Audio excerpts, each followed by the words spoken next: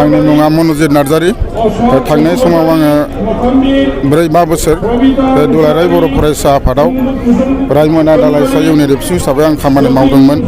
दा जिहेतु आंहा दुलाराय बर' फरायसा आफादनिफ्राय फैनायाव आंहा दुखु मोननांगौ गैया आरो दुलाराय बर' फरायसा आफाद हिसाबै जे आं फैब्ला जे दुलाराय बर' फरायसा आफादा जोबगोन बे नङा आरो आङो खावलायदों जाय दुलाराय बर' फरायसा आफादनि बिबानगिरि बिथांमोन दं बिथांमोनहा अरायबो बर' हारिनि थाखाय खामानि मावलांनो हागोन आंहा बेखौ निस्सय आसा दं आरो बिपिएफ दलाव जयनिं जानायनि खारनानो जाहैबाय मा थांनाय 2020 सनाव जिहेतु बिटिआर रेकर्ड जादों बिटिआर रेकर्ड जाखांनायनि उनाव मानिजाथाव जोंनि इउजि ब्रह्मनि दैदेननायाव मोनसे जोंहा इउपिपिएल हिसाबै बिथाङा दादोंमोन आरो बियो मोनसे समनि इउपिपिएलनि फाउन्डार प्रेसिडेन्ट दा फैनानै 5-6 बोसोरनि उनाव 2020 नि उनाव इउपिपिएलआ सरकारखौ खालामबाय जिहेतु सरकारखौ खालामनायनि उनाव बिथांमोनहा जे प्रतिश्रुति होदोंमोन रायजोनि सिगाङाव जिहेतु बे बिथांमोननि प्रतिश्रुति होनाया दिनैसिमाव जों रायजो राजा आरो गासिबो बर' बा नोङो बांगाल गासिबो आदिबासि हारि बिथांमोननि थाखाय खामानि मावनायखौ आं नुवाखै दा जायनि खारनाव आं दिनै दुलाराय बर' फरायसा आफादाव दुलाराय बर' फरायसा आफादखौ रिजेन होनानै आङो बेयाव हाबनाय जादों आरोखि बिपिएफ दोलोनि जानानैथ' आङो मैखोम आरो आंजों लोगोसे गोबां इन्टेलेक्सुवेल बा नोङो माखासे साख्रिआवला बिथांमोन दं जे बिथांमोनाबो आंजों कन्टेक्टआव दंगासिनो दं बिथांमोना सोङो जे नोङो मा अबस्थायाव दं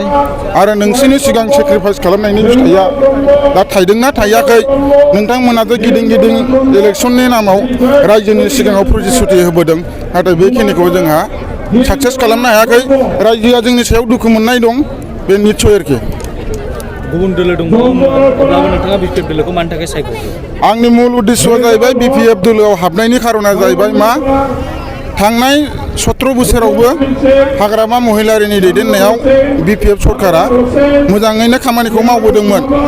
नाथाय दुखु गोनां बाथ्रा 2020 सनाव जेलानाखि बिटिआर रेकर्ड जायो बेनि उनाव जोंहा गोदान गभर्नमेन्ट फैबाय गोदान गभर्नमेन्टआ खालि माने मा होनो भुवा प्रतिश्रुति होनानै माने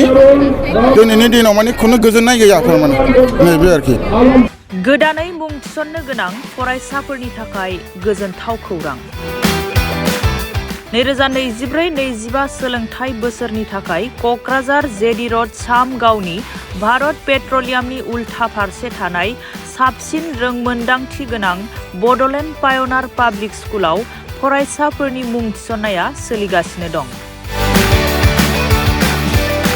इंराजि बिजोंजों साबसिन सोलोंथाइ होनाय आरो सोलोंथायारि साबसिननि दावबायनायखौ